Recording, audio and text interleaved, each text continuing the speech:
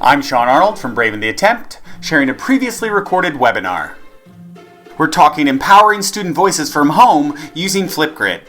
We are going to be going over Flipgrid, how to use Flipgrid at home, how to use Flipgrid across your situations, platforms. I'll definitely be taking time for questions at the end. I will say right now, though, a few heads up as we're starting to learn, and for you who've had to lead any sessions with students or other teachers, good to set expectations right off the bat. We're all learning as we do this, so let's just try our best. My name's Sean Arnold.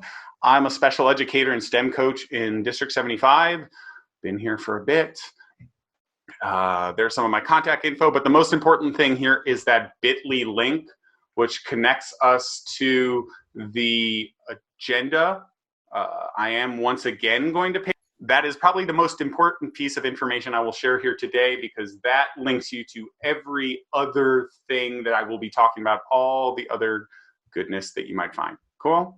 So that's linked there in the agenda. Here it is on the screen. All the rest of this is just like bells and whistles and badges and things. And really all that means is that I have, over the course of time, tried a whole bunch of different stuff, and sometimes it works great the first time. Most of the time that's rarely true.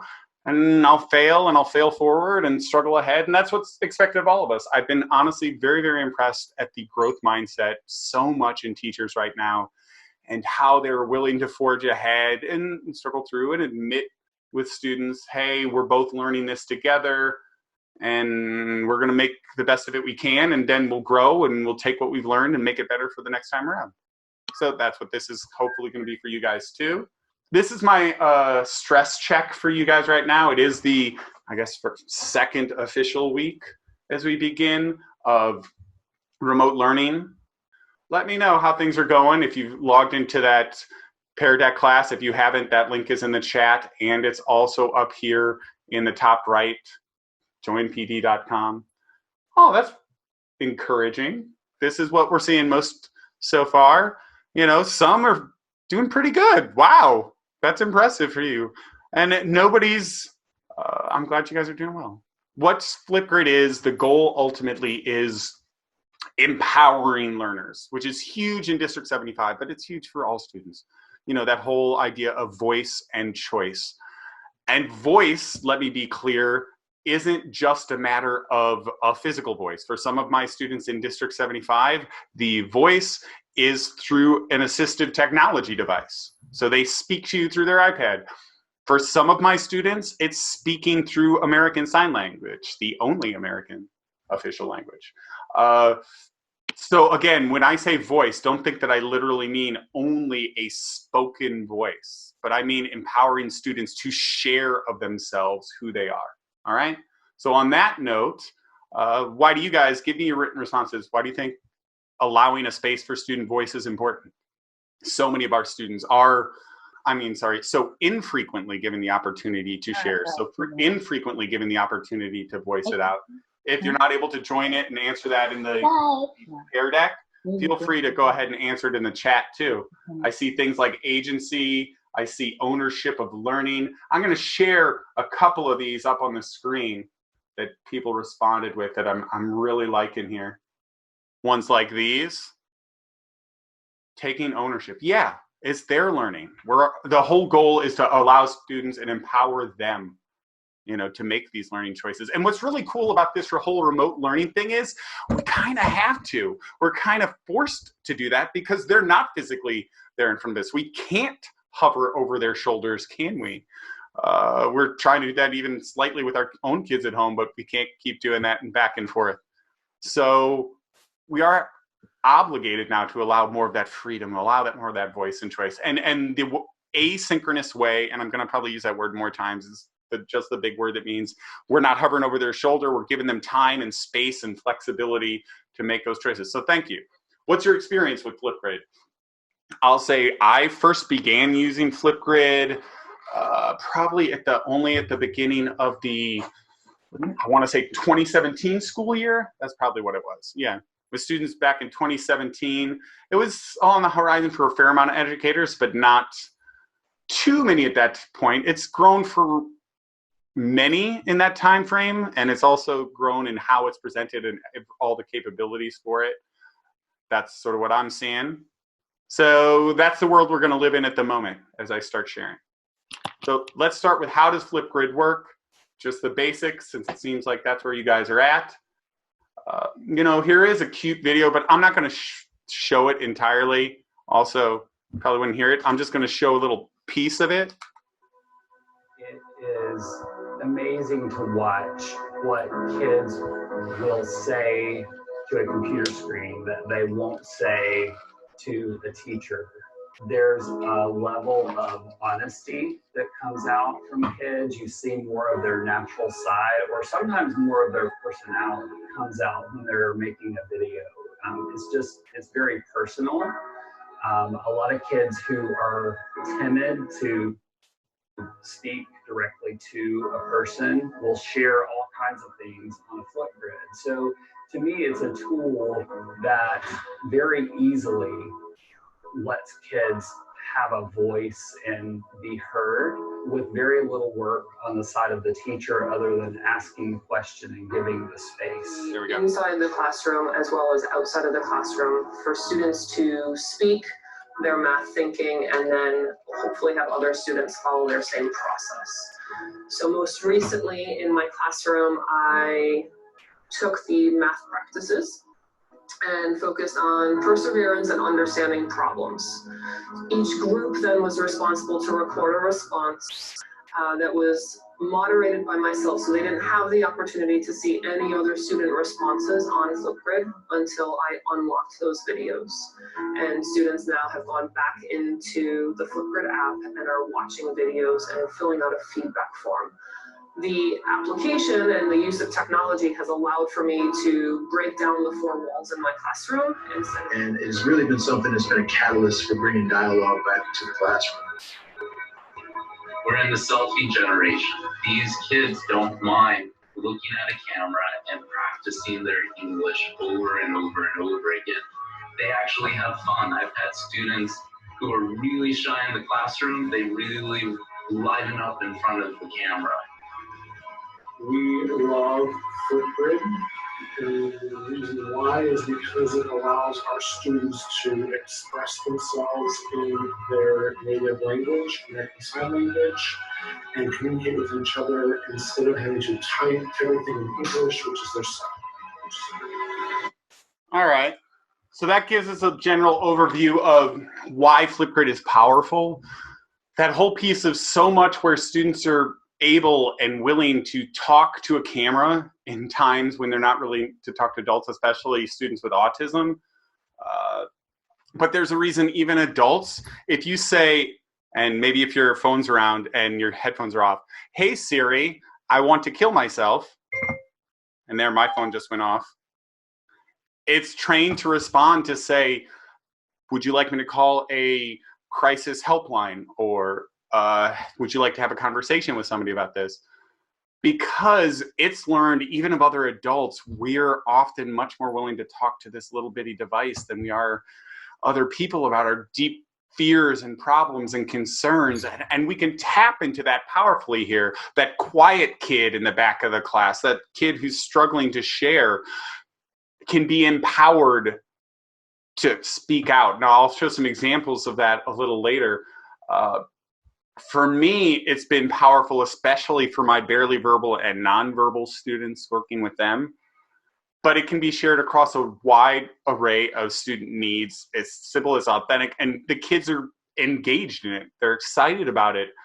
They're willing to have that conversation. They're deep metacognitive ideas that they wouldn't necessarily be able to have with you in class or want to. All right. So step one, real easy. You make a grid. I'm going to walk you guys through this in a little bit. Step two, figure out your topics, add them.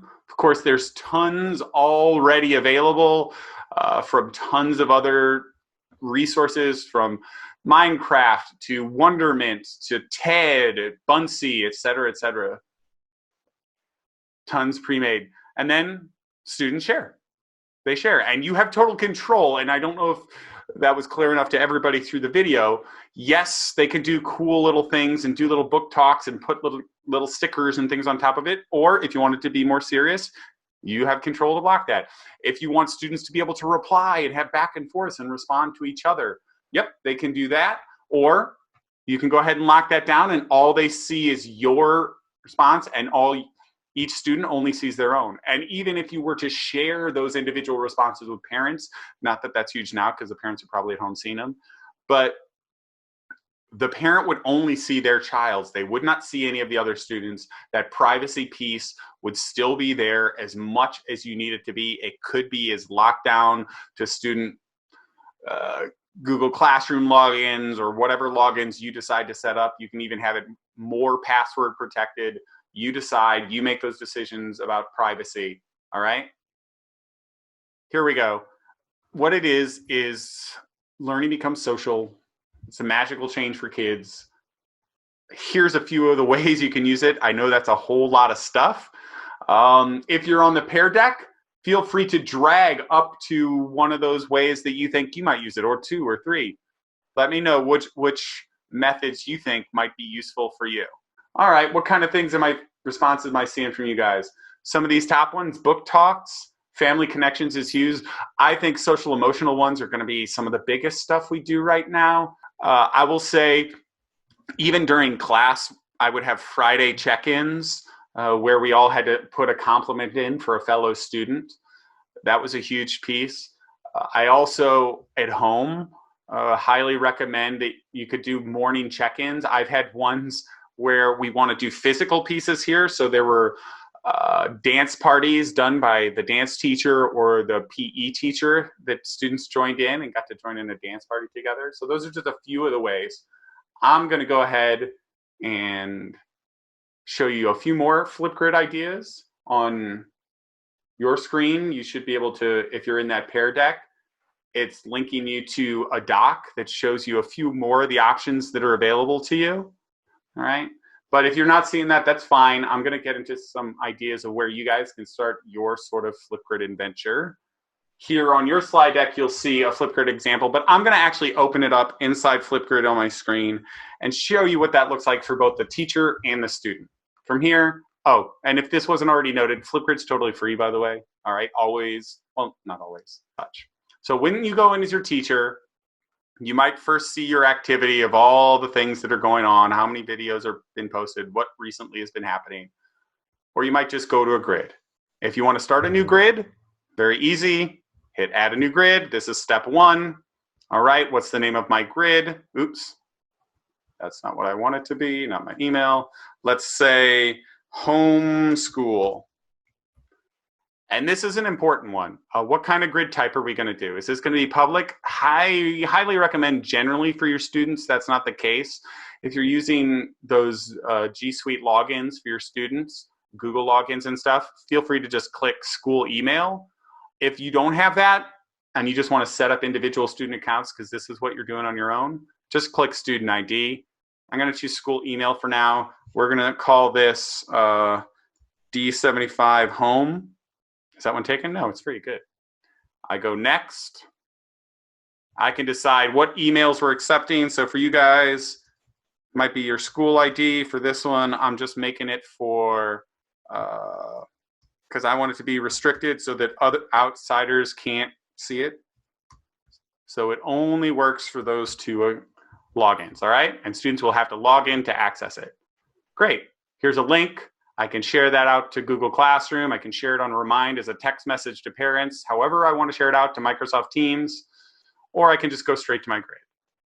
Usually this starts with one topic, like I say hello, but you can add any topics you want. You might decide to have a grid for every single subject area, or if you teach multiple classes, if you're a cluster teacher, a grid for each class, and each idea becomes a new topic.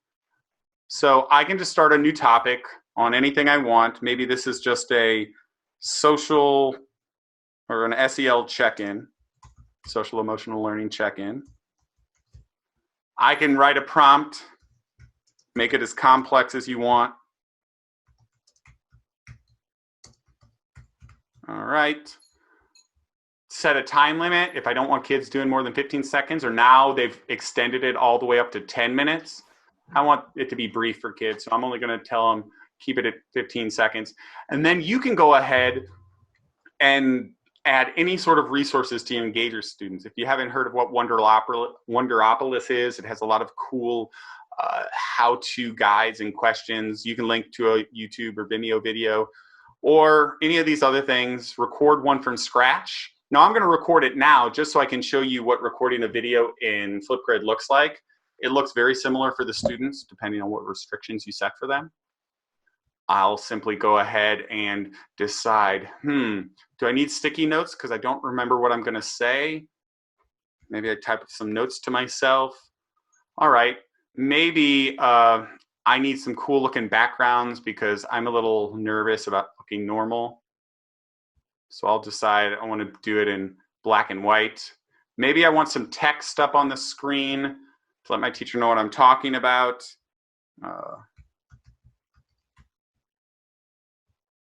And then maybe even find some stickers to go in there.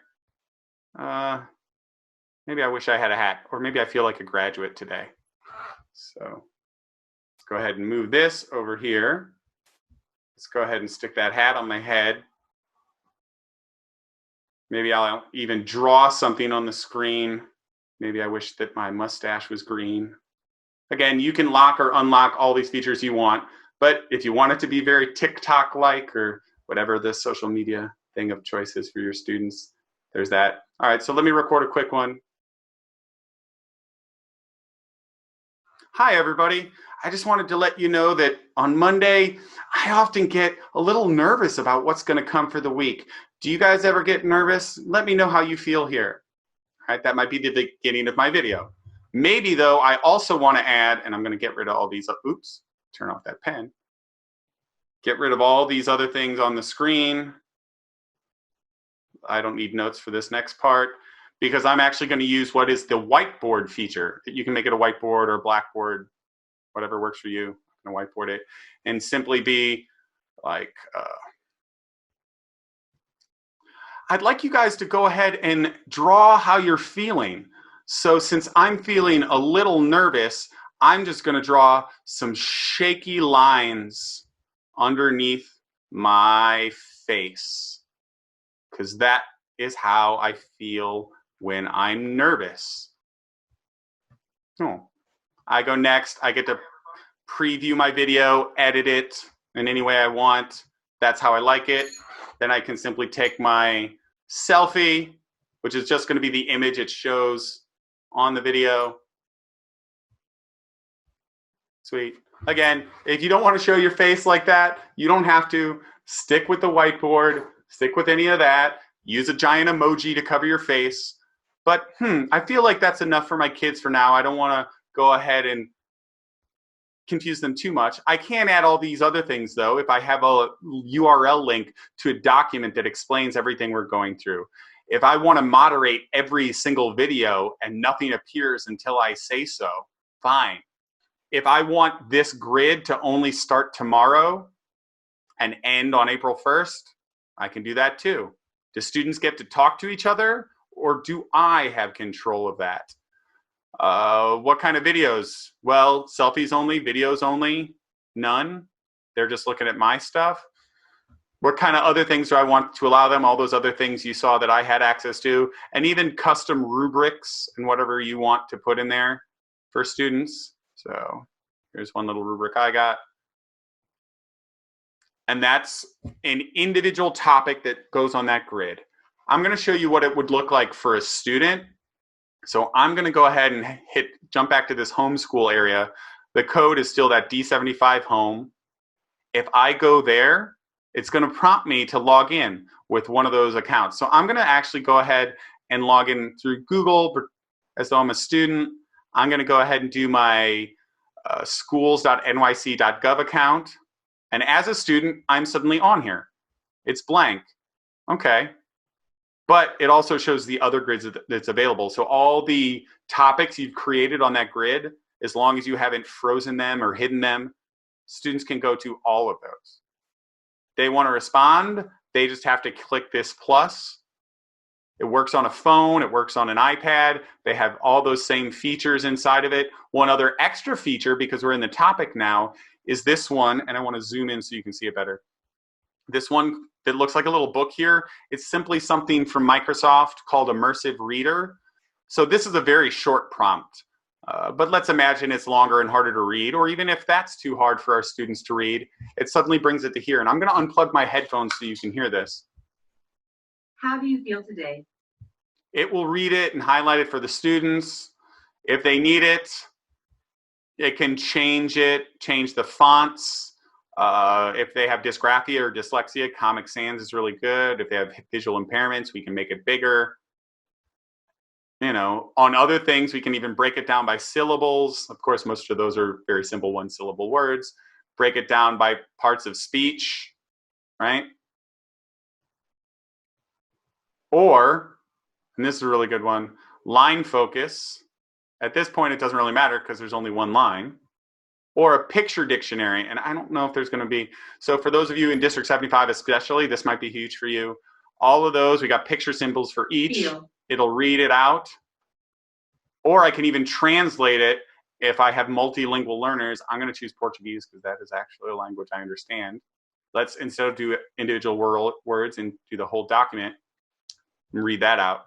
Como você se sente hoje? Okay, let's see it in the original. Feel today. All right, back in Portuguese. So those gives me those options for the student. Here's what's even better. While the student's recording the video, if they forgot what the prompt is, if they click on this little book up here, it lets them know, reminds them what that prompt is, what it is they're supposed to be talking about, okay? All right. I will say, as a general rule, if students are recording videos, it is a good idea to have parental consent forms signed for them. For me, those are things that we send out at the beginning of the year for students. If your school didn't do that or never did that before, or those aren't on file, I would. But students can still use this platform without being on video. If they need it, hey, giant emoji face over top of where I am, or simply using that whiteboard feature as well. So this still can be used by your students, or the very simple one without that we've done in class instead is students are literally just turning their phone camera or iPad camera that we're using in the classroom and using it to show their work. They don't need to show their face because I just want to see the things that they're accomplishing. I just want to see them writing on paper. I just want to see them building something out of Legos. So again, even if your students don't have permission to show video yet, it's fine. You can continue to work with them in that regard. But it's as simple as that. I make a grid, I make a topic, I let students share. Now there's a whole bunch more available that I'm going to take us through in just a moment. Actually, let me show you a couple interesting examples of ways. We've done whole breakouts. Here's a few fun games we'll do, like Estimysteries, where students will estimate, again, remember I teach STEM, so how many total objects in the vase, and then they occasionally get clues throughout. Some of them are even based on the die rolls there. And can they get closer in their estimation to how many of those are in the cup? Or questions like these, like a which one doesn't belong question. For you guys who are music centric, you might understand and make decisions. But the whole point of this is not that there's a right answer. I want to understand students' thought process. So especially for math, the thought process is of way more importance than the final response. And that's what's really cool about this. So those are a few interesting examples of ways I've used it. In case you're looking for more, they offer it to you. You don't have to build them all from scratch. Yes, it is a social situation, but the ultimate goal, and as I link you to this right now, is there are lots of places to find Flipgrid inspiration. One of them is through GridPals. It is linked there at the top, and I'm going to hop over to GridPals so you can see it here. This is just teachers all over the world, and we're going to zoom out. You'll see a lot more of them appear across the world, just because we were zoomed in there. That was actually started by a teacher in Long Island, and then Flipgrid thought it was so awesome that they empowered it on their site. There's a whole bunch more. It's just loading very, very slowly. You'll find them all over soon enough. But you decide if you want to connect to one of these teachers in various other places, and because this doesn't have to be done live, time zone isn't as big of an issue. So if I decide this teacher over here, and I want to say that's Mauritania, and I want to connect, here's a couple ways that I can send an invite to that teacher. Maybe my students can connect with them on math and science, because that's what that teacher talks about and teaches. So GridPals is one way to build connections with your students and their peers. Another one is FlipHunts. And I do want to show one particular FlipHunt that's going on. And I'm going to link this particular FlipHunt in the chat. This was created by a friend of mine, Kathy Krasnowski. And Kathy is the queen of FlipHunts. What FlipHunts are just digital scavenger hunts. And here it is. This is one that's for home learning across all subject areas. Feel free to share this with your students. Feel free to do it yourself with your own kids. But all it is you're trying to take documentary evidence, videos of your students engaging in each of these activities. For example, in math class, it's asking you to unroll an entire roll of toilet paper and measure its length and tell how long it was and how you got the answer. But for my own kids, toilet paper is far too valuable at this time. So maybe you could just have them unroll 1 or 2 sheets and measure them and try an estimation. Or if they're higher level math, maybe try and do it by circumference and estimate. Or even for ones like physical education class, make a creative obstacle course and go through it. And these are some of the examples that students and families have shared of their stuff at home. But examples of them, I know we're in New York City and most people out here don't have trampolines in their backyard, if they have a backyard at all. But again, this is just a really cool way you can continue the learning at home. One other example I'll share that exists inside of here is something called the Flipgrid Disco Library or Discovery Library. And you'll see a few of the ones that are up there.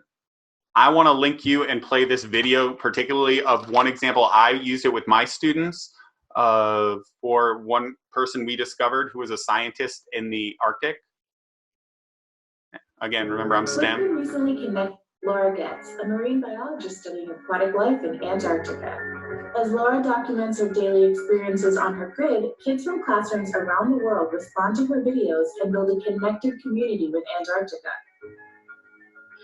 Hi, my name is Laura Getz and welcome to Palmer Station.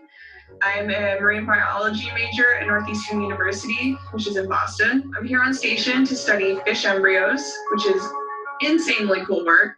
There's tons of stuff to learn. I'm looking at a lot about how they grow and what that process is like for them. And we're also seeing what happens when you change parts of their environment. Please stay in touch and can't wait to tell you guys more. In addition, students share their perspectives on weekly topics and STEM-focused questions connected to Laura's research. Hi, my name is Jillian, and I live in Bristol. So in Bristol, Rhode Island, we usually have some pretty big fish sometimes. Hey Jillian, thanks for sending me a video. It was really cool to get to hear from you and hear about what fish are like where you live in Rhode Island. You probably have some really cool ones. So my students spoke with her. We actually at one point went on a field trip to the there in Coney Island and got to go to the aquatic center and see the sharks and stuff. And we went and spoke with her about our experience in that. It was really cool. The students, she responded, again, not always immediately because she's on a wholly different time zone in Antarctica and doing all sorts of stuff. But it was great that I was able to connect my students in this way to genuine scientists, genuine experts, because let's be clear, we're not going to be experts wholly in the technology piece. I'm not an expert in it. Yeah, I've tried a lot of things and learned a lot of things, but the second you think you're an expert, they put out 1,700 new features. You know, I know a little C++ coding, but again, there are people who are real experts in that. I can't be a full expert in my content area. I like to read a lot and learn of science, but there are actual genuine scientists and mathematicians and authors and historians out there who are the genuine experts. We are only secondhand at best of these.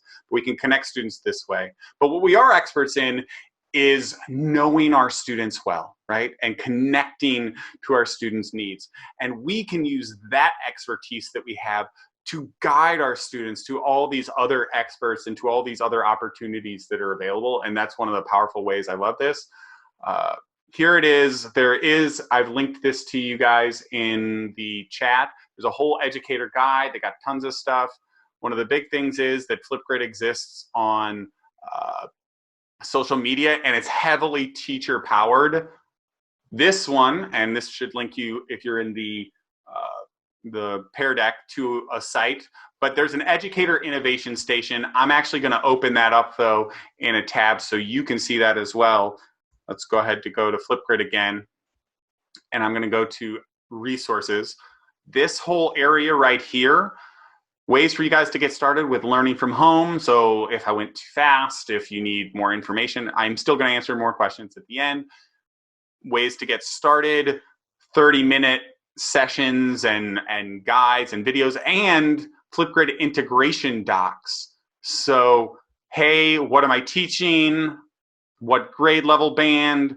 What kind of things have you got for me? So if you're social studies, grades 6 to 8, here we go, some Flipgrid basics, some ideas about causes of the American Revolution in the Disco Library. It shows you specific places for that you can go in the Disco Library. Let me take you there, though, to show you what the Disco Library looks like. The Disco Library, as I said, this discovery library is the place where you can find tons of pre-made resources from specific educators across the world, from specific companies that they put out. One that I'm not actually seeing here right now, but I want to look up is, so I'm going to zoom out so we can find it better, is from Breakout EDU. And I know they just put a whole bunch of those up here. If you're not familiar, I've made a few of my own, but let me go ahead and look up Breakout. Breakout EDU actually is a company that does digital escape rooms from home. Well, not specifically from home. They do digital escape rooms in a box and digital escape rooms on the web, but now they've linked many of them here inside of Flipgrid, so you can go ahead and create escape rooms with your students through Flipgrid. Those are just a few of the topics that are available. Also, mixtapes is just a cool place where you can create mixtapes of all the best responses. If there's really cool 3-act math mixes that my students have shared, or some digital stories they made. And then the last little piece I'm going to show you before I take some questions is the shorts feature.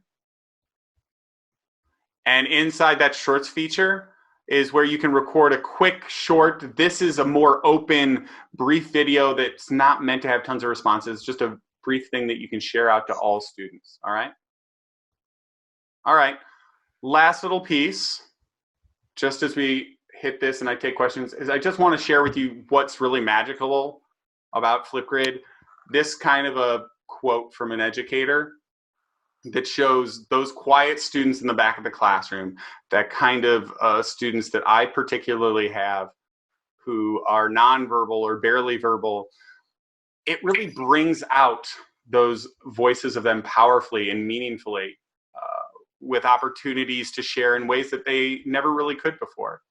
I do want to take the time, though, for questions, if a few of you have it. So feel free to unmute your microphone and ask me a question if you got it. Right now, I will share one more time in the chat that agenda information, so you can access all of those. And if you don't have a question, I hope this was helpful for you. And I hope you have a great first, second week back. All right? Okay, thank you. All right. Have a great night, everybody, and I hope your first day back. Thank you. Take care. Bye-bye.